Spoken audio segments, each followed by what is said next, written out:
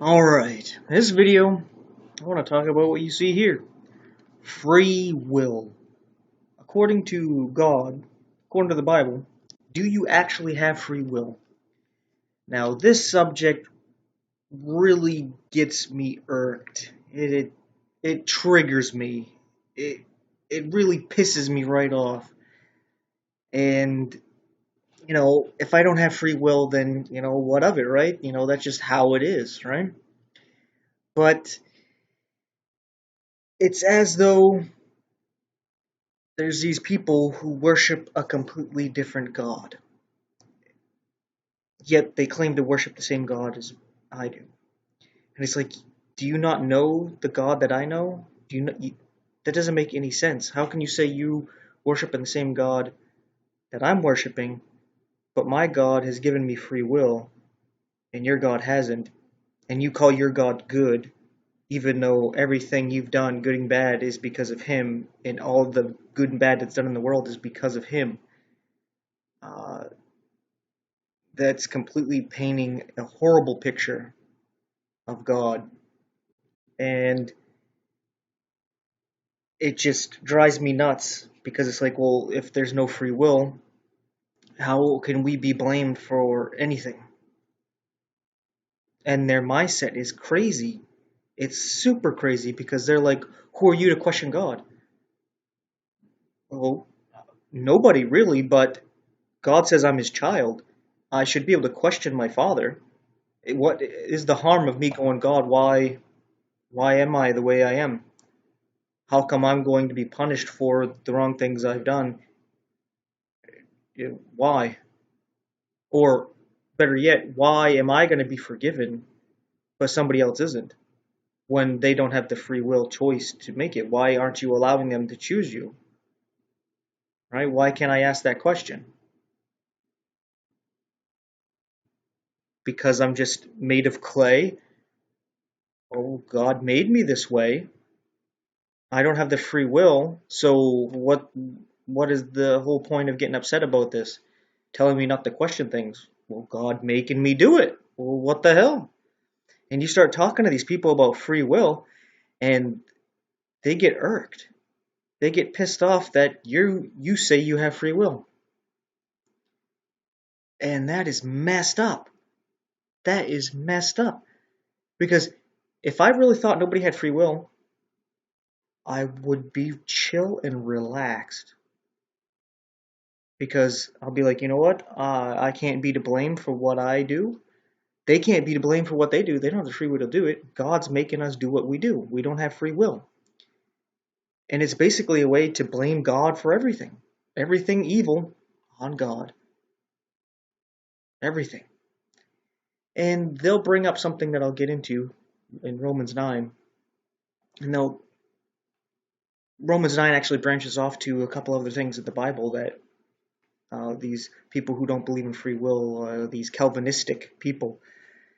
And it's a shame because I listen to some of these people and they're smart.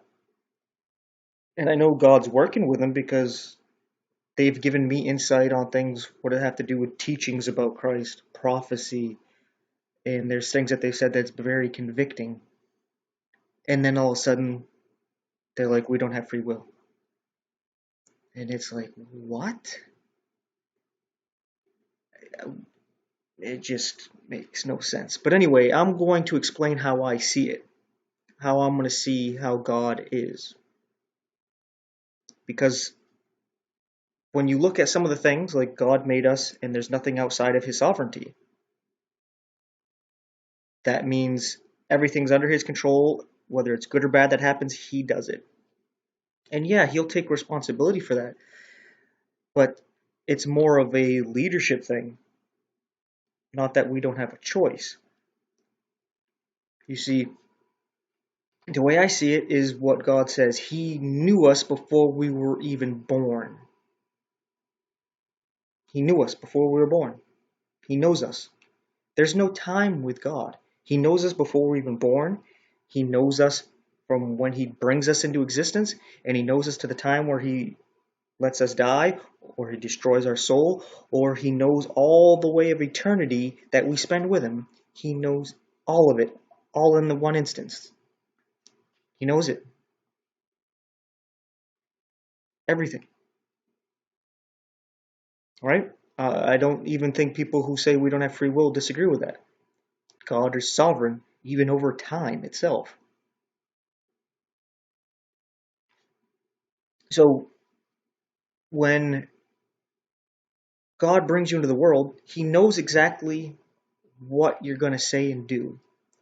And because He knows all this, He put everybody in the life, in the time that He wants them to be, in the situation that He wants them to be, and the interactions that He wants for His will to be done. So everything works according to His will because He set everything up. Everything. There's no one saying that because we have free will, we take away from the sovereignty of God. Because God gives us free will, and He's accounted for our free will. No matter what we do, His plan incorporates it. Because His plan involves us having free will. And since He is sovereign and He created everything, He takes responsibility for what we do. Just like you should take responsibility for your children. Not just for when they do good, you're like, yeah, that's my son, that's my daughter, that's my girl. When they do bad, be like, that's on me too. That's on me. A lot of parents don't do that. God does. And that's why He disciplines. Because you have free will. What's the point of disciplining you if you don't have free will? Why doesn't He just take control of you? Make sure you don't do that shit again. They're basically saying we're all robots. These people who say we don't have free will, we're just robots. And free will is an illusion. Granted, we do not have a lot of choices to the point that God has. Like, we don't choose whether we are born or not, that we come into existence. We do not choose that. We do not choose if we're a man or a woman. We do not get to choose how we look. We don't get to choose our parents. We don't get to choose how long we live. There's a lot of things we don't get to choose. But it's why I brought this up right here. It says, he that is faithful in that which is least is faithful also in much. Right? Just as it says, and he that is unjust in the least is unjust also in much. So it's basically like saying, you got two rooms, right? Each with a child, and there's a nickel on the table. It's basically saying that one little nickel, if that child won't take it, he's faithful, he's not a thief. The other one, he's going to take it. He's unjust in that 5 cents, he's also going to take a lot. You put that $100 bill there, and that one child, he still doesn't take it. Because he wasn't going to take the nickel. But if the one who took the nickel, he's damn well going to take that $100 bill. He's willing to take the nickel. Right? So it's basically saying, what I'm saying here, your free will is limited into the situation God puts you in, but you still have it. So let's say your biggest obstacle in life is not so much that of a king choosing whether to go to war or not, or the taxes, and putting these certain laws or enforcing laws or removing laws. Your level of faithfulness is not having to deal with that. It's something just dealing with your family and being the head of your family, or being the wife in a family, being the mother, right? That might be all that is required of you. But if you're faithful just in that little bit, God can trust you with the whole kingdom, is what he's saying.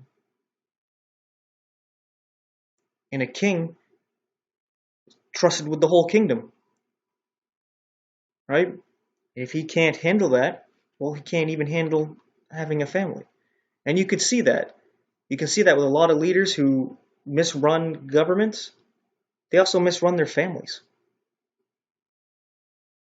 And somebody who takes good charge of their family would also be a good leader in a government situation. But anyway, So that pretty much sums up how I see it, is that we were all part of God and he brought us forth. An example of that is Adam and Eve. Even Eve came out of Adam. Adam is a representation of God. Eve is taken out of Adam, right? And through Eve, everybody comes, right? This is the same story that Jesus talks about in the Gospel of John, that there's God and his Word, and the Word was God, and without the Word nothing was made, and everything was made through the Word, which is Jesus Christ. So Adam's representing God, Eve is actually representing Jesus in the creation, not in the whole sin thing. All right? This is a representation of Jesus creating all life, but God giving that ability to him, just as Adam gives part of his body for Eve to exist, and then he gives the seed to Eve, and then Eve brings forth the children, and that all life comes from Eve, and that's what her name is supposed to be, the mother of all life. So the only thing that came from Adam was Eve, but then all other life comes, human life comes from Eve, and that's an example of God and the Father and Jesus the Son. And in Adam exists all the information, the DNA, to produce all of us. We were all in Adam when he fell, as it says, I believe, also in Romans. And the reason why we can have newness of life is because by faith we were all in Jesus, and he put the flesh to death. But anyway, this just gets me irritated because it's making God to be evil, as in all the shit that goes on in the world. Yes, God allows it. It's the free will is part of God's plan, but he does not will that these children get molested, tortured, murdered, farmed for adrenochrome. Doesn't will for people to be getting raped, for people to be starving, to people to be getting these diseases, for people to be sinning. You're telling me he's willing people to sin against him and then to reject him?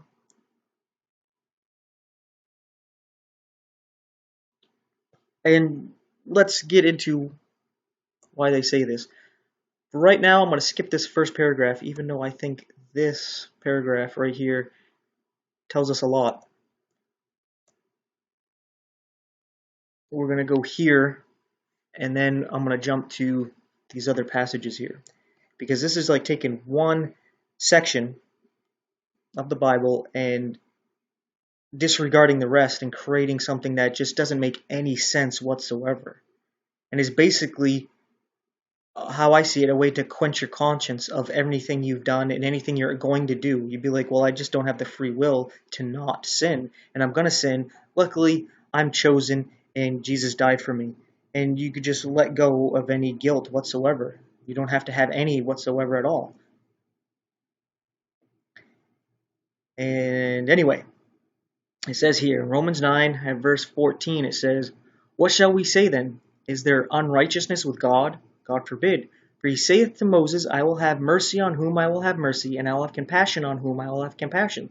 So then it is not of him that willeth, nor of him that runneth, but of God that showeth mercy. For the scripture saith unto Pharaoh, even for this same purpose have I raised thee up, that I might show my power in thee, and that my name might be declared throughout all the earth. Therefore hath he mercy on whom he hath mercy, and whom he will hardeneth. Whom he will, he hardeneth. Sometimes the Old English twists me up here. It's a lot easier to read in the head than it is to read out loud, I'll say that. But anyway, Here it gives you a bit of an impression that there's no free will, right? Like Moses, he had complete control of, and then he has Pharaoh that he raises up so that he can harden him and show himself, right? And the question might be, well, why do this? You know, maybe he doesn't have free will, and it's like, no, no, no, no, no, no, no. You're completely missing everything here. You're looking at the what is it the cover, not really reading the book here. You're looking at the surface level of things here. You see, God knows us all before we are born, and He knows everything we're going to say and do in this life. So He knows that we're going to reject Him. But He creates you anyway. They had no free will in that. They didn't choose to exist, but they do have the choices that they make in their life. So the real question they're asking is like, well, why create them if God knows how they're going to be? Well, to educate all of us, all of His children that are not God, that are not sovereign over everything, and that we do not know everything. He wants us to know Him. Hence the relationship aspect of a father-son, of a brother, of a friend, of a lover. A deep intimacy. He's revealing Himself through our own lives, through the history of everybody's lives. We get the Adam and Eve. I was telling you, Adam represents God, Eve represents Jesus.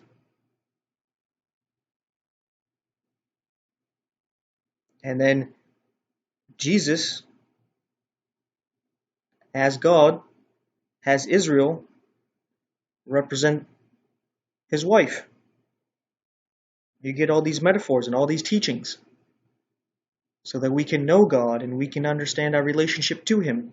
In our lives, we have fathers, we have mothers, brothers, sisters, friends, sons, daughters.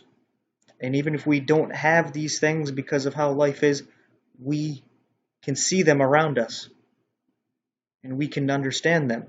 We live among them. We know what those relationships entail. We get it. And it helps us to relate and connect to God. And yeah, but the part here, He has mercy on whom He has mercy, and whom He will harden, He will hardeneth.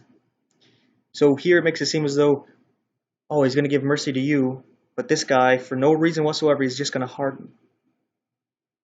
Right? But what makes you think God doesn't not know them? That's what I want to know. You think He just randomly picked this guy and said, I am going to make you a vessel of my wrath and destruction? He's like, no, I know you're going to do this, but I'm going to bring you into existence to reveal myself and my glory to the world, and then you'll be destroyed because you don't even want to exist anyway.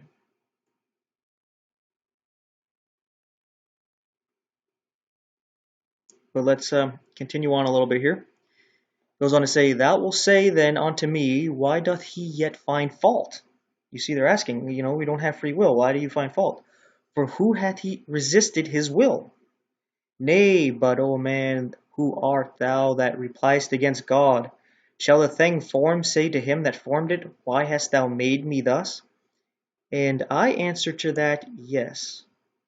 I find that to be an innocent, harmless question. If I am giving consciousness, awareness, and I don't have free will, and the question comes to me, why am I the way I am? then what's wrong with asking this question? Especially since God says that we're his children. Why can't I ask my Father, why am I the way I am? Why are other people the way they are? Do we actually have free will? Right? Why can't I ask these questions? Granted, he's getting us to humble ourselves, but you got to see here that he's talking about actually being created. Like I was saying, you're brought forth into this world, something you don't really have a choice over. Like, why bring Lucifer into the world? Why bring anybody who's going to be brought in destruction and cause all kinds of harm? Why bring them into existence if they're just going to cause harm and you're just going to destroy them? Well, for one, he's God, and he can heal all wounds and make everything as though it was meaningless. This is just a temporary world, and in eternity, this is not going to matter. As long as we chose him. Yes, I said chose. You're going to see how we actually do have free will. Hath not the potter power over the clay of the same lump to make one vessel unto honor and another unto dishonor? What if God, willing to show his wrath and to make his power known, endureth with much long suffering the vessels of wrath fitted to destruction? So it's like, why even bring these people into existence? And he's like, what if God, to show his wrath, to make his power known, shows great patience with these vessels that are fitted for wrath, or fitted for destruction? And it shows here, and that he might make known the riches of his glory on the vessels of mercy, which he had afore prepared unto glory, even us, whom he hath called, not of the Jews only, but of also the Gentiles. Right? We're going to read a little bit more, but we can see the same thing going on here, where it's about creation. He's bringing forth these vessels that are going to be for glory, and these vessels onto destruction. And it's not so much that they don't have the free will. The only thing they're missing in free will is whether they come into existence or not. Like I said, we don't have a lot of choices, but we do have choice. Very small, very simple choices. Okay. We'll read these last few sentences here, and then I'm going to jump back. It says here, as he saith also in OC, I will call them my people which were not my people, and her beloved which was not beloved. And it shall come to pass that in the place where it was said unto them, Ye are not my people, there shall there be called the children of the living God. Isaiah also crieth concerning Israel, though the number of the children of Israel be as the sand of the sea, a remnant shall be saved, for he will finish the work and cut it short in righteousness, because a short work will the Lord make upon the earth. And as Isaiah said before, except the Lord of Sabaoth, he left us a seed. We had been as Sodom and been made like unto Gomorrah.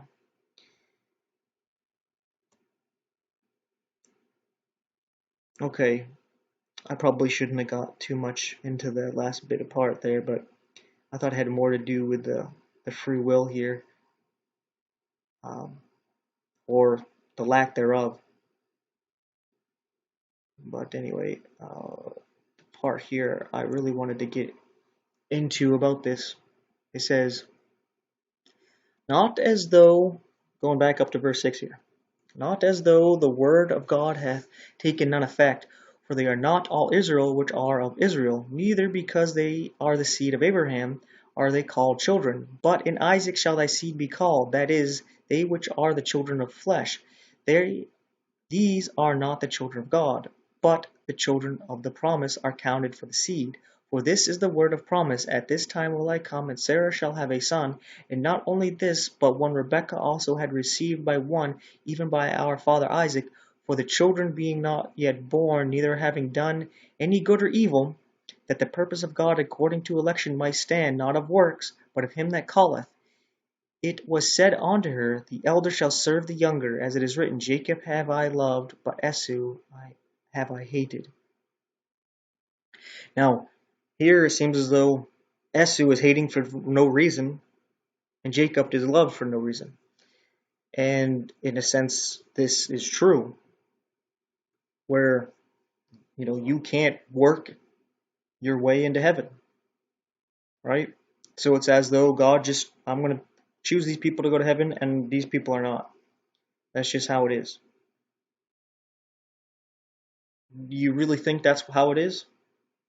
That God just hates Esau for no reason and loves Jacob for no reason? Granted, he loves everybody because God is love, but do you think he just hated Esau just to hate him? Is that the God you worship? Is that the God you want to worship? Is that how you are? Is that how you teach your children to be? Just to pick and choose favorites? Oh, this one I love, this one I hate. For no reason? That is actually a narcissistic trait. People with NPD, when they have children, they will make one of them a golden child and the other one a scapegoat. And what that means is they pick a child that is the favorite, that can do no wrong. No matter what they do, they can't do anything wrong. They could mess up in all kinds of ways, but it doesn't matter. They're the golden child. They're just overlooked. And then another child is the scapegoat, where they can do the same things, or they could actually do good. It doesn't matter. It's shit. Everything about them is worthless. Everything's dumped on them. For no reason. No reason whatsoever. Yet, we look at these two lives here. Let's take a look at them. Esau was the older one. Jacob came out grabbing his heel because they were twins. Esau gave up his birthright. He chose the flesh over the spirit because he was hungry. He was like, I'll give you my birthright for this porridge. Just give it to me. I might die. I might faint here. Faint and die. So Jacob gave him the porridge for Esau's birthright. Right? So Esau made a choice for the flesh over the spirit, and Jacob chose the spirit over the flesh. That's why Esau is hated and Jacob loved, because of the choice. Yet they were both blessed. They both had rich lives with wives and children, and Esau seemed to have a happy life. Yet he chose the flesh, and God prospered him and gave him a good life, and then he goes on to destruction because he doesn't want the spirit. And another thing here, as it talks about here, there's one born of the bondwoman, and there's one born of the free woman. How can you be free if you do not have free will? Right? Now that's a thing I can get into when it comes to such things as sin and addiction. The flesh. The flesh can enslave you where you don't have free will anymore. There's people who are addicted to things like heroin, meth, even things like cocaine and marijuana. I know people, I say marijuana, and some potheads, they're like, no, it's not addictive, not habit forming. Yet, if they don't have their marijuana, they are grumpy ass assholes, like people who don't get their coffee because they're addicted to the coffee. There's people who get addicted to sex and adrenaline junkies, video games and other entertainment. People like addicted to the dopamine from going on Facebook and Instagram and TikTok and everything else. There's all kinds of things that can get you sucked in and can eventually just enslave you. It seems like you don't got free will. But Jesus came to set the captives free. And if you're free, you got free choice. And that's exactly what he did. He freed you from sin. And that doesn't mean that you can't sin anymore, because you got free will. You can sin. But what he's done is broke the addiction to sin, the addiction to the flesh. He gave you of his spirit so that your spirit can actually war against the flesh. Because before you had that spirit, you just had the flesh, and the flesh is weak. and easily enslaved. But anyway, let's get into some things here. Because, those people who say that you don't have a free will say that no one can resist the will of God, right? Nobody can. So let's get into a couple things about the will of God here. This is in John chapter 12, and it says at verse 32, "And I, if I be lifted up from the earth, will draw all men unto me." Right?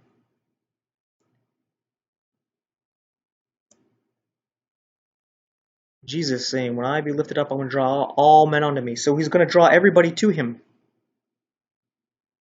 Everybody.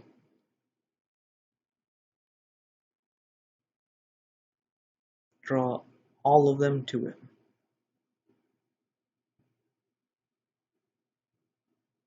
So, if we don't have free will, right, how can you resist this? He's going to draw all men to you, to him. That's the will of God. I'm going to draw all men to me. So how is it possible for man to resist the will of God?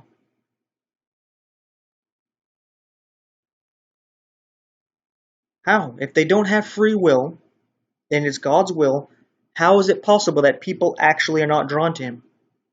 That they reject him? We're going to add to this. This is 2 Peter chapter 3. It says here at verse 9, "The Lord is not slack concerning his promise, as some men count slackness, but is longsuffering towards us, not willing that any should perish, but that all should come to repentance." Here's the key here. Not willing that any should perish.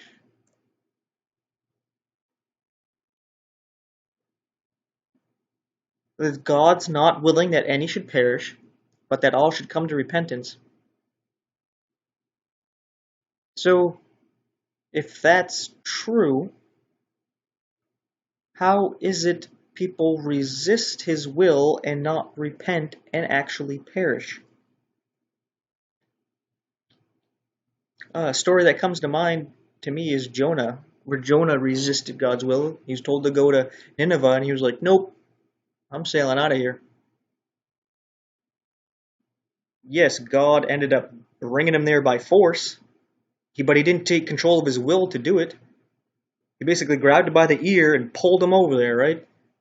It's like you did that to your child. You didn't actually take control of them and their will. They don't want to do it, but you forced them to do it against their will. That shows that they actually got free will, right? And there's many things I can bring up to show this. But let's go to this in Deuteronomy chapter 30, right? God saying here, verse 19, he says, "I call heaven and earth to record this day against you, that I have set before you life and death, blessing and cursing. Therefore choose life, that both thou and thy seed may live."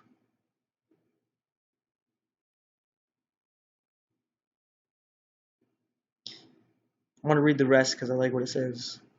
"That thou mayest love the Lord thy God, and that thou mayest obey his voice, and that thou mayest cleave unto him, for he is thy life and the length of thy days, that thou mayest dwell in the land which the Lord sware unto thy fathers, to Abraham, to Isaac, and to Jacob, to give them." Choose life. So you can choose instead death. Right? You choose life or death, blessing and cursing. Death is a curse, so he's saying choose life and blessing, or you can choose death and cursing. So you got a choice. How can you tell somebody who doesn't have free will to make a choice? There's some kind of weird game? Because how I see it, you're basically saying that God is a narcissist. That he just randomly chooses people for no reason, that he's just going to adopt his children. The other ones he's going to either burn up so that they no longer exist, or he just burns them up forever because he's sadistic. So we don't worship the same God. And I mean, if you don't believe in free will and you actually engage me, I find that odd. Because it's as though you're trying to convince me, but I think in reality you're trying to convince yourself. Because if you believe I don't have free will, there's no point in you in trying to engage me to tell me I don't have free will and try to convince me I don't have free will. But there is a point in you trying to convince yourself you don't have free will. And that point would be that you don't want to take responsibility for your life.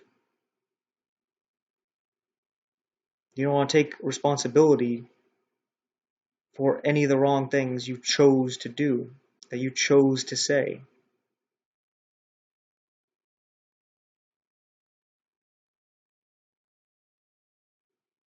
You just don't want to do that. Maybe you don't want to worry about your fellow man. You don't want to be your brother's keeper. And you don't want to reach out to them. And you're like, well, God will just call who he calls. He chooses who he chooses.